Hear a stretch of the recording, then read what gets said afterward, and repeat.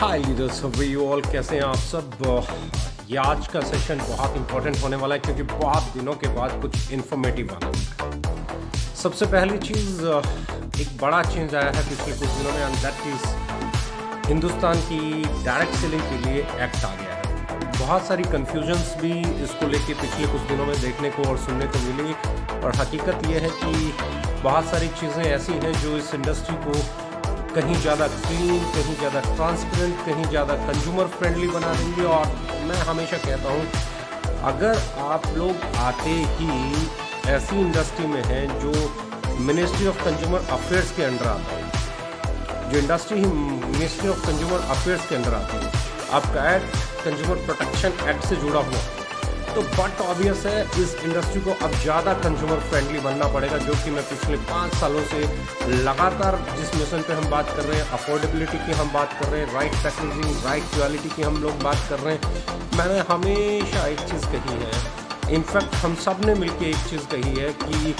Consumer empowerment के बिना किसी भी बिजनेस को बड़ा नहीं किया जा सकता। आपके पास रोल्स रॉयस हो, मर्सिडीज हो, या आपके पास फरारी हो, या आपके पास लैम्बोर्गिनी हो, किसी की भी कोई वैल्यू नहीं है अगर उसके पास टायर नहीं है। यानी कि इंजन कितना ही पावरफुल क्यों ना हो, डिज़ाइन कितना ही पावरफुल क्यों ना हो, अगर टायर्स नहीं है तो गाड़ी को चलाना बहुत मुश्किल हो जाता है। और इस इंडस्ट्री में एक ही चीज़ इम्पॉर्टेंट है, दैट इज़ कंज्यूमर। और इस इंडस्ट्री का अगर कोई सबसे इम्पॉर्टेंट पार्ट है तो वो है कंज्यूमर, कस्टमर।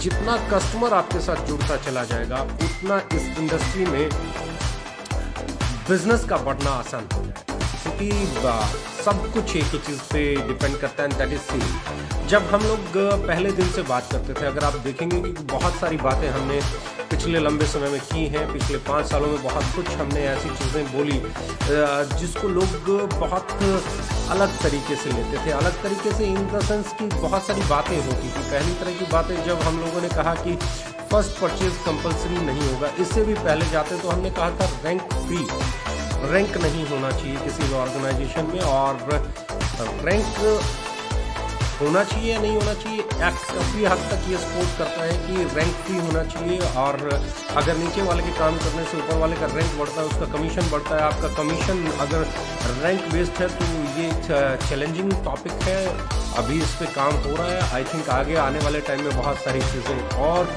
अलग दिशा में जाएंगी, और ट्रांसपेरेंसी आएगी और क्लियरिटी आएगी। जैसे जैसे एक्ट अभी नोटिफाई हुआ है, एक्ट को कुछ दिन और बचे हुए हैं, जैसे वो इम्प्लीमेंट होगा तो आप देखेंगे कि वो एक बहुत ही शानदार रूप लेने वाला है। इस इंडस्ट्री की ग्रोथ उसके बाद कहीं अच्छी आने वाली है।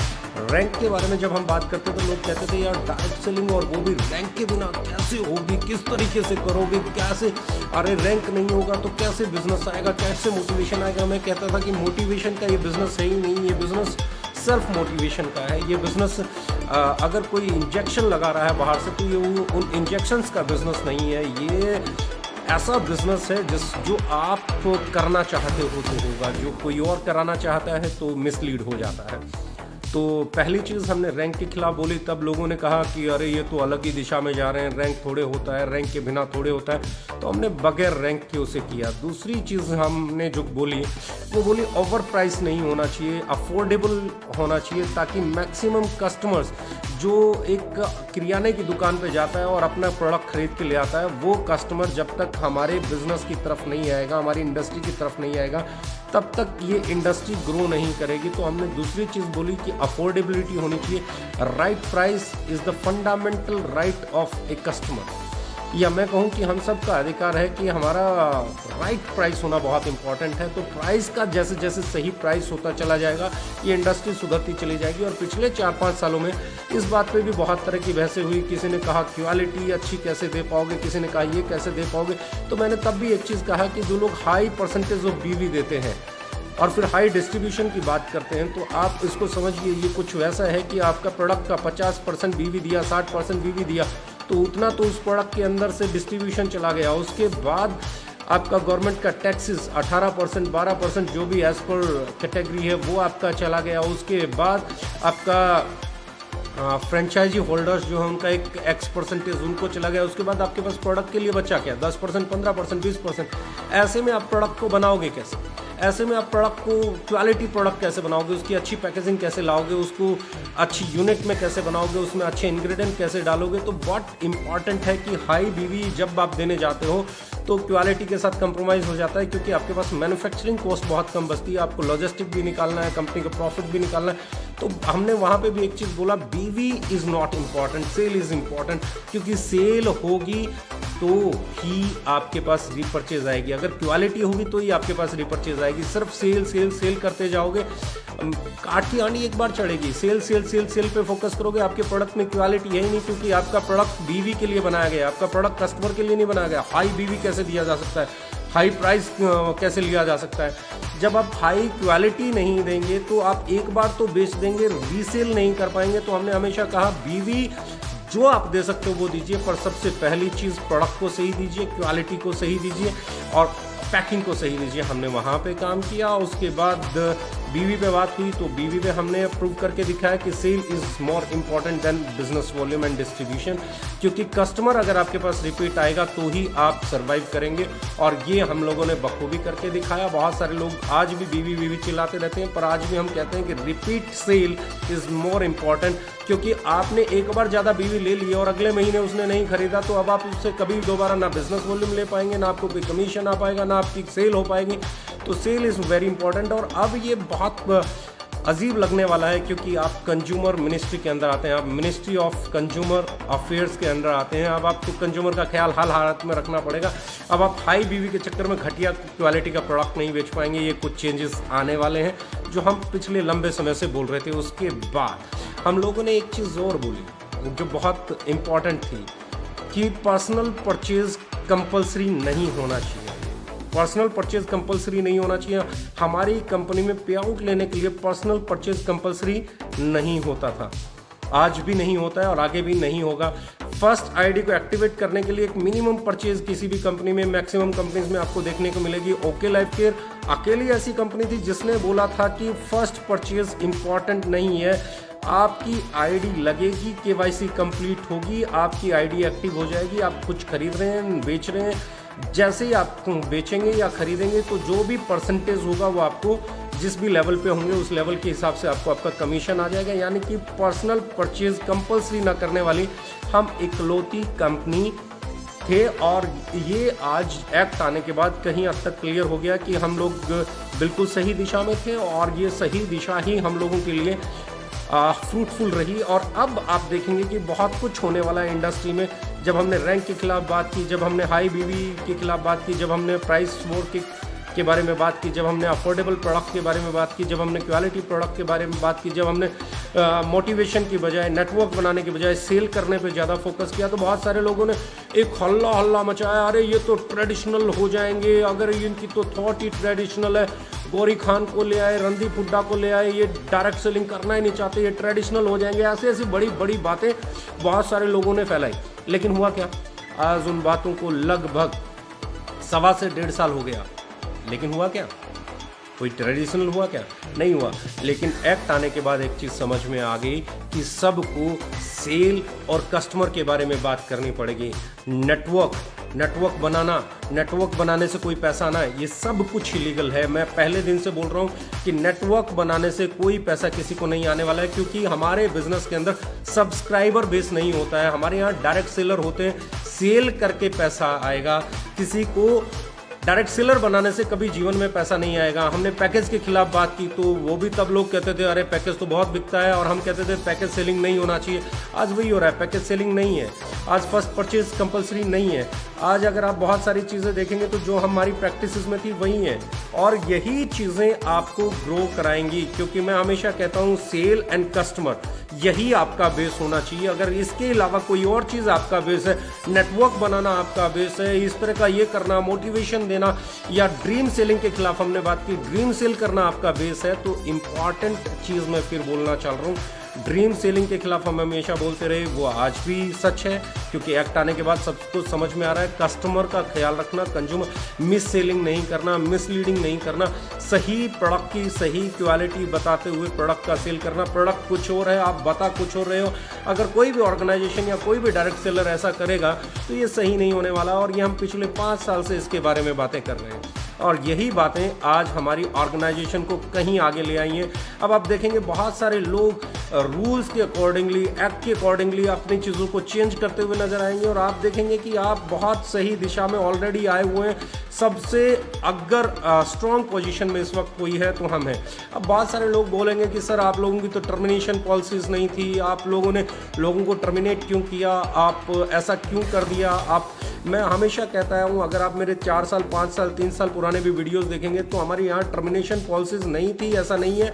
वहाँ पे भी बार बार बोला गया कि अगर कोई ऐसी ऑर्गेनाइजेशन में जाएगा जो फाइनेंशियली इन्वॉल्वमेंट रहेगी या क्रिप्टो या किसी भी ऐसे कॉन्सेप्ट में जाएगा जो कि ऑथेंटिक नहीं होगा, तो हम सबसे पहले टर्मिनेट करने का काम करेंगे। और ये हमने पहले भी किया, आगे भी किया। अब इस पे अलग अलग धड़े हो सकते हैं, कोई कहेगा ये सही है, कोई कहेगा गलत है। हमारा मानना ये है कि हमारी ऑर्गेनाइजेशन की थॉट ये है, हमारी मैनेजमेंट की थॉट ये है कि ये सही है या गलत है, ये बात की बात है। पर ये डायरेक्ट सेलिंग में हम इसको सही नहीं मानते हैं। इसलिए कोई भी डायरेक्ट सेलर अगर ऐसी ऑर्गेनाइजेशन के साथ जाता है तो हमने उसको टर्मिनेट करना उचित समझा। हो सकता है कुछ लोग इसे सही समझे, हो सकता है कुछ लोग गलत समझे, पर इंडस्ट्री की बेहतरी के लिए, सबकी बेहतरी के लिए जो सही लगा वो हम लोगों ने डिसीजन लिया। और डिसीजन लेने ही होते हैं आपको एक समय पर। अब बात करते हैं उन चीज़ों के बारे में जिन चीज़ों की कल से चर्चा हो रही है, यानी कि कुछ लोग कहते हैं जी आपकी ऑर्गेनाइजेशन को टर्मिनेट कर दिया गया। ये फर्दर एक इशू है, क्योंकि एक तरफ उस लेटर में लिखा गया है कि 2 साल से रिन्यूअल फीस नहीं आई। अगर 2 साल से रिन्यूअल फीस ही नहीं आई तो इसका मतलब हमारी मेंबरशिप 2 साल पहले एक्सपायर हो चुकी है। दूसरी जो उसमें लाइन लिखी हुई है वो क्यों लिखी हुई है, उसके लिए हमने उनको मेल किया है, हम उससे जानना चाहते हैं। उसके बाद जब उनका प्रॉपर रिप्लाई आएगा उसके ऊपर भी हम लोग बात करेंगे। पर सबसे इम्पॉर्टेंट चीज़ ये है कि एक ऑर्गेनाइजेशन, जिस ऑर्गेनाइजेशन में आज तक किसी को आईडी प्लेसमेंट नहीं, किसी के ऊपर आईडी प्लेस नहीं मिलता है, किसी की टीम तोड़ के इधर से उधर नहीं होता है, यहाँ से वहाँ नहीं होता है, जहाँ पे मैनिपुलेशंस वाली एक भी चीज़ नहीं होती है, जहाँ ड्रीम सेलिंग के खिलाफ बात होती है, उस ऑर्गेनाइजेशन पे आप क्वेश्चन मार्क लगाने की बात कर सकते हैं? नहीं कर सकते। जिस ऑर्गेनाइजेशन में राइट प्राइस पे प्रोडक्ट बेचने की बात करते हैं उस पर आप ये इल्ज़ाम लगा सकते हैं? नहीं लगा सकते। जहाँ पे पैकेजिंग, क्वालिटी और प्राइस सही है वहाँ पे आप लगा सकते हैं? नहीं लगा सकते हैं। जहाँ पे आपके एथिक्स इतने स्ट्रॉन्ग है कि किसी की टीम इधर से उधर या किसी के ऊपर किसी को पोजीशन नहीं दी जा सकती, उस ऑर्गेनाइजेशन के ऊपर आप ऐसा इल्ज़ाम लगा सकते हैं? नहीं लगा सकते हैं। जहाँ पे पहले दिन से first purchase, package selling, dream selling या उस तरह का कोई भी पैकेज या किसी भी तरह की कोई एक्टिविटी जिस ऑर्गेनाइजेशन में नहीं हुई उसमें आप लगा सकते हैं? बिल्कुल नहीं लगा सकते। और मैं हमेशा एक ही चीज़ कहना चाहता हूँ, बहुत सारे लोग ये सारी प्रैक्टिसेस करते हैं। उनके यहाँ आईडी प्लेसमेंट भी इधर से उधर हो जाती है, उनके यहाँ अपलाइन भी डाउनलाइन बन जाता है, डाउनलाइन भी अपलाइन बन जाता है, इसकी टीम टूट के उधर चली जाती है, प्रोडक्ट का की रेट भी एक्सट्रीमली हाई है, कस्टमर से कोई लेना देना नहीं है, ड्रीम सेलिंग भी हो रही है, पैकेज सेलिंग भी हो रही है, फिक्स पेयर रेट भी है, पता नहीं क्या क्या है। वो ऑर्गेनाइजेशंस के लीडर्स आगे कहते हैं जी ओके लाइफ केयर इज, अरे कैसे भाई? जो सही और गलत प्रैक्टिसेस होती हैं उसमें टिक लगाना सीखिए। अगर आपकी ऑर्गेनाइजेशन में आईडी का, पैन का नाम चेंज होता है, अपलाइन डाउनलाइन बन जाती है, तो क्या आपकी ऑर्गेनाइजेशन सही है या गलत है? यहाँ पे सही और गलत लगाइए। ओके लाइफ केयर में ऐसा होता है या नहीं होता है? अगर ऐसा होता है तो ओके लाइफ केयर भी गलत है, और ओके लाइफ केयर में ऐसा नहीं होता है तो ये सही है। दूसरा, अगर आपकी कंपनी कस्टमर को ओवर प्राइस प्रोडक्ट बेच रही है तो यहाँ पे सही और गलत का निशान लगाइए। क्या आपकी कंपनी सही और गलत है? अगर आपकी कंपनी ओवर प्राइस प्रोडक्ट बेच रही है तो क्या एथिकल हो सकती है? नहीं सर, नहीं हो सकती। अगर ओके लाइफ केयर भी ओवर प्राइस बेच रही है तो वो भी नहीं हो सकती। अगर राइट प्राइस पे बेच रही है तो एथिकल है। जब लीडर की प्लेसमेंट सिक्योर है, जब डायरेक्ट सेलर की आइडेंटिटी सिक्योर है, जब कस्टमर का बेनिफिट सिक्योर है, जब कस्टमर की केयर की जाती है, फिर हम बात कर रहे हैं क्वालिटी प्रोडक्ट की, पैकेजिंग की, ड्रीम सेलिंग के खिलाफ की, बल्क सेल के खिलाफ की। अगर आपकी ऑर्गेनाइजेशन में बल्क सेल होती है तो आपकी ऑर्गेनाइजेशन गलत है। आपकी ऑर्गेनाइजेशन में पैकेज सेलिंग होती है, आपकी ऑर्गेनाइजेशन गलत है। आपकी ऑर्गेनाइजेशन में फर्स्ट परचेज पे रिक्रूटमेंट ड्राइव चलता है, आपकी ऑर्गेनाइजेशन गलत है। आपकी ऑर्गेनाइजेशन में कोई मंथली परचेज कंपलसरी है, अब आप चेक कीजिए। मेरा कहने का मतलब सही है कि आपको सही और गलत टिक लगाना आना पड़ेगा। मुंह के आगे मैदान है, कोई कुछ भी बोलेगा, जिसको जो दिल में आएगी बोलेगा। क्यों? क्योंकि मैं हमेशा कहता हूँ, सब तो राम को भी सही नहीं कहते, सब तो रावण को भी सही नहीं कहते, सब तो किसी को भी सही नहीं कहते। तो कुछ लोग हमेशा आपके अपोजिशन में रहेंगे, लेकिन आपको सिलेक्ट करना आना पड़ेगा। क्या ये गतिविधियाँ सही के दायरे में आती हैं? क्या ये गतिविधियाँ गलत के दायरे में आती हैं? अगर आपकी ऑर्गेनाइजेशन में होने वाली गतिविधियाँ सही के दायरे में आती हैं तो आपकी ऑर्गेनाइजेशन सही है, और गलत गतिविधियों के दायरे में आती है तो आपकी ऑर्गेनाइजेशन गलत है। अब इम्पॉर्टेंट ये है, बहुत सारे लोग ये बोलेंगे जी ये है वो है। अरे भैया, मैं तो यहाँ तक जानता हूँ जो लोग खुद 100% गलत कॉन्सेप्ट कर रहे हैं वो हम पे सवाल उठाते हैं। अब आपका कॉन्सेप्ट सही हो फिर आप सवाल उठाओ, लेकिन यहाँ पे एक ही चीज चलती है, कंफ्यूज कंफ्यूज कंफ्यूज। अब नहीं चलने वाला है, एक्ट है। आपकी पॉलिसी सही है, आपकी वॉकिंग पैटर्न सही है तो आप सही हैं, आपके गलत हैं तो आप गलत हैं। यहाँ पे मेरा मानना कुछ भी नहीं है। मेरा मानना बहुत सिंपल सा है, आपकी ऑर्गेनाइजेशन आपकी प्रैक्टिसेस तय करती है कि एथिकल है कि नहीं है। अगर आपकी ऑर्गेनाइजेशन में होने वाली प्रैक्टिसेस सही है तो आपकी ऑर्गेनाइजेशन सही है। अगर आपकी ऑर्गेनाइजेशन में होने वाली प्रैक्टिसेस गलत है, आपकी ऑर्गेनाइजेशन गलत है। बहुत सारे लोगों का अलग अलग मानना हो सकता है, मैं किसी के साथ सहमत या असहमत हो सकता हूँ, ये मेरी पर्सनल निजी राय हो सकती है। ऐसे ही बहुत सारे लोग हमारे बारे में सहमत या असहमत हो सकते हैं, उनकी निजी राय हो सकती है। लेकिन आज जब हम एक्ट से बंधे हुए हैं, अभी हमें उसे फॉलो करना है, तो यहाँ पे आपकी गतिविधियाँ, आपकी कार्यशैली, आपकी प्रणालियाँ, आपके सिद्धांत ही आपको सही और गलत तय करने वाले हैं, ना कि यहाँ पे काम करने वाले लोग। तो बहुत इंपॉर्टेंट चीज़ मैं एक बार फिर बोलना चाहता हूँ, एक्ट आ गया है, ये इंडस्ट्री ग्रो करने वाली है, सब ग्रो करने वाले हैं, और यहाँ पे जो लोग सही तरीके से काम करेंगे, सही प्रैक्टिसेस लेके आएंगे, जिनके यहाँ पे प्रोडक्ट अफोर्डेबल होगा, राइट प्राइस पे होगा, क्वालिटी प्रोडक्ट होगा, बढ़िया पैकिंग का प्रोडक्ट होगा, वैल्यू फॉर मनी डिलीवर करने वाला प्रोडक्ट होगा, लीडर्स की पोजीशन सेफ जो ऑर्गेनाइजेशन करती होगी, लीडर्स के साथ जो एथिकल, डायरेक्ट सेलर्स के साथ जो एथिकल रहती होगी कंपनी, उसकी पोजीशंस, उसकी डाउनलाइन अपलाइन, ये वो झोल माल नहीं होता होगा, जहाँ पे ड्रीम सेलिंग नहीं होती होगी, प्रोडक्ट की क्वालिटी बता के उस प्रोडक्ट को बेचने की नीति अपनाई जाएगी, जहाँ पे ट्रेडिशनल कस्टमर को सेटिस्फाई करके आप अपना प्रोडक्ट दे पाएंगे, जहाँ पे आपका प्रोडक्ट की एक्सेप्टेंस होगी, जहाँ पे कस्टमर आपसे प्रोडक्ट खरीदना चाहेगा, जहाँ आपको ड्रीम का सहारा नहीं लेना पड़ेगा, जहाँ आपको बड़े घर का सहारा नहीं लेना पड़ेगा, बड़ी गाड़ियों का सहारा नहीं लेना पड़ेगा, जहां आपको डैमो का सहारा नहीं लेना पड़ेगा, जहां पे आपको बड़ी बड़ी कहानियों का सहारा नहीं लेना पड़ेगा, जहां आपका प्रोडक्ट काम करेगा वहीं पे आप काम कर पाओगे।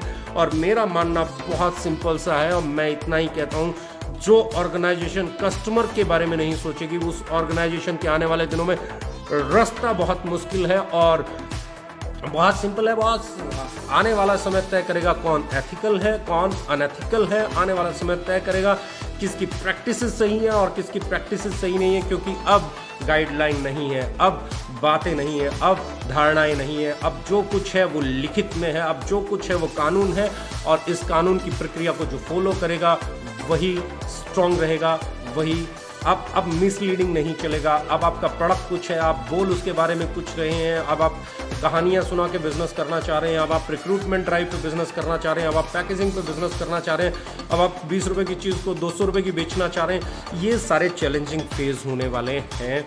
मेरा मानना इतना सा है कि इस इंडस्ट्री में हर वो ऑर्गेनाइजेशन ग्रो करेगी जो एथिकल होगी, हर वो ऑर्गेनाइजेशन ग्रो करेगी जो कंज्यूमर फ्रेंडली होगी, हर वो ऑर्गेनाइजेशन ग्रो करेगी जो डायरेक्ट सेलर को ध्यान में रखते हुए काम करेगी, हर वो ऑर्गेनाइजेशन ग्रो करेगी जो राइट काइंड ऑफ एजुकेशन लेके आएगी, जिसका एजुकेशन सिस्टम स्ट्रॉन्ग होगा। अब बातें नहीं, डेमो नहीं, अब प्रोडक्ट की क्वालिटी, और क्वालिटी भी साइंटिफिक बातें होनी चाहिए, क्योंकि आप जो प्रोडक्ट बेच रहे हैं that should be scientific product, और सेफ होना चाहिए। द मोर इम्पॉर्टेंट थिंग कि आप ये बोलें वो बोलें, उससे ज़्यादा इंपॉर्टेंट है आपका प्रोडक्ट सेफ होना चाहिए, सेफ्टी स्टैंडर्ड्स पे आपका प्रोडक्ट अच्छा होना चाहिए, लीगल मेट्रोलॉजी को फॉलो करता हुआ होना चाहिए। There are so many things जिसको आपको करना है, और आपकी ऑर्गेनाइजेशन हमेशा इस चीज़ में एक कदम आगे रही है। और मेरा मानना ये है कि आने वाला समय इस इंडस्ट्री में काम करने वाले हर डायरेक्ट सेलर के लिए बहुत सुनहरा होगा, बशर्ते उसे सही एजुकेशन लेना और देना सीखना होगा, सही और गलत में पहचान करनी सीखनी होगी, और सबसे इम्पॉर्टेंट चीज़ है उसे अब ये समझना होगा कि कोई भी प्रोडक्ट वही बता के बेचना है जो वो प्रोडक्ट है। अब उसे ये समझना होगा कि आपकी सच्चाई ही आपकी जीत है।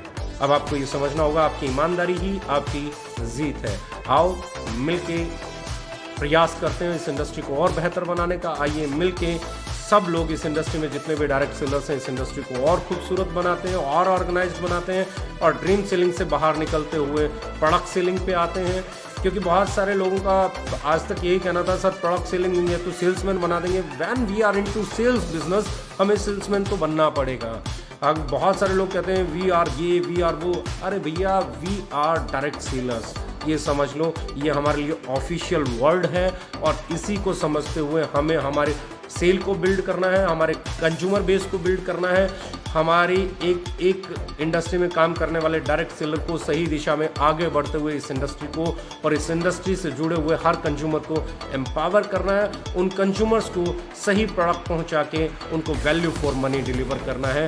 तभी हम, हमारी इंडस्ट्री, हमारी कंपनी या हम सब की चीज़ें लाइफ बेहतर हो सकती है। ये टोटली बेस्ड है अब कंज्यूमर पे। और मैं हमेशा कहता हूँ कस्टमर ड्रीवन होना बहुत इंपॉर्टेंट है, कस्टमर के साथ जुड़ना बहुत इंपॉर्टेंट है, कस्टमर को साथ लेके चलना बहुत इंपॉर्टेंट है। और 5 साल में हम लोगों ने एक ही चीज़ अच्छी की है कि हमने हमेशा कस्टमर को लेके ही हमारी एजुकेशन, हमारे प्रोडक्ट, साइंटिफिक R&D वो सब उस पे इर्द गिर्द हमने बनाया ताकि आज हम लोग उसके ऐसे प्लेटफॉर्म पे हैं जहाँ से हमें सिर्फ और सिर्फ अपने एफर्ट्स को बढ़ाना है, अपनी मेहनत को बढ़ाना है, अपनी सेल को बढ़ाने के लिए कस्टमर्स को ज़्यादा से ज़्यादा कनेक्ट करना है। और जितने कस्टमर्स को वैल्यू फॉर मनी आप डिलीवर कर पाएंगे, राइट एजुकेशन दे पाएंगे, राइट अवेयरनेस दे पाएंगे, उतना आपका बिजनेस ग्रो करने वाला है। Let's build a better direct selling industry. Thank you very much, love you.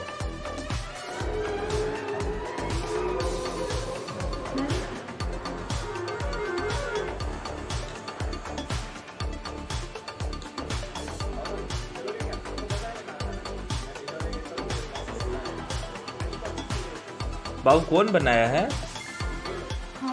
अरे वाह, देखो इधर इधर इधर डैडी तरफ। लव यू बेटे। अब मित्रों एक शख्स से मिलवाना चाहूँगा जिनका नाम है, क्या नाम है आपका? विनय कुमार जी ने, दीजिए हाथ में दिखाइए क्या लिया है आपने। ये क्यों आप बहुत ये देखिए, ये 3 सामान लिए हैं। 3 सामान में एक टूथपेस्ट है, एक टूथपेस्ट है, दूसरा बीम बार टाइप का है जो पतंजलि टाइप का होगा, 400 ग्राम का है। इसकी कीमत MRP है 40 रुपये, ध्यान दीजिए। और एक साबुन है और एक टूथपेस्ट है जिसकी MRP है 65 रुपये। और इस टोटल अमाउंट की कीमत है 125 रुपये MRP। और 125 रुपया पे इनको तुरंत में जो खरीदा हुआ कितना हुआ? 25 रुपये इन हैंड कैश में ना, कैश में हुआ ना, 125 रुपये कैश में ना, 25 रुपये कैश में। लेकिन ये कैश में कहाँ होगा? इसके लिए क्या करना होगा? आधार कार्ड, पैन कार्ड के साथ ID लगा लेना है, अकाउंट में ट्रांसफर करवाएगा सर सिंह चौहान। कितना? 6 महीना के बाद कितना में बोला? 1 लाख, 5 लाख, 1 करोड़, क्या कितना? ये निर्णय नहीं ले पाए बिल्कुल, क्योंकि यहाँ पे करोड़ों और लाखों की होती है और आप भी डिसीजन नहीं ले पाए, इसीलिए आपका 500 रुपया भी इनकम नहीं हो रहा। ओके, तो निर्णय आपको लेना है 5 करोड़ रुपया महीना या 5 करोड़ सालाना। अच्छा नहीं लगता है कि हमारी तरफ 5 लाख रुपया महीना कमाओ। मैं क्या बोला? 5 करोड़ रुपया महीना या 5 करोड़ रुपया सालाना, कितना मैं बोला? विश्वास नहीं होगा। और बिलीव सिस्टम को हमारे साथ जोड़ना है। 5 करोड़ रुपया महीना या 5 करोड़ रुपया सालाना। गूगल में आज बिहार की बेटी को मिला है 1 करोड़ 11 लाख का पैकेज, 1 करोड़ 11 लाख का। और मैं कहता हूं आप भी इनकम कर सकते हैं 5 करोड़ रुपया महीना 5 करोड़ रुपया सालाना। ये निर्भर करता है आपकी सोच पर, और आपकी सोच निर्भर करता है आपकी सच्चाई के प्रति, कर्म, धर्म और फिर करुणा। ओके, थैंक यू, जय श्री राम।